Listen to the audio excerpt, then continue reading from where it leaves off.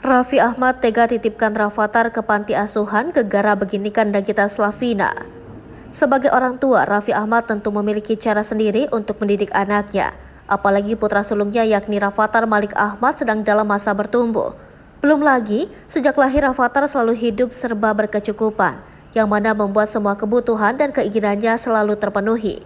Meski begitu, Raffi Ahmad rupanya sempat kesal dan marah dengan kelakuan putra sulungnya itu. Alhasil, Raffi Ahmad diketahui pernah menitipkan Rafathar ke panti asuhan. Melansir dari postingan salah satu akun gosip, beredar cuplikan video saat Raffi Ahmad menjadi bintang tamu konten YouTube Denny Sumargo. Pada kesempatan itu, suami dari Nagita Slavina itu mengklarifikasi soal aksinya menitipkan Rafathar ke panti asuhan, yang rupanya dipicu usai sang anak bersikap melawan ke ibunya yakni Nagita Slavina. Raffi bahkan sampai menelpon pihak panti asuhan untuk meminta izin menitipkan sang anak selama sehari.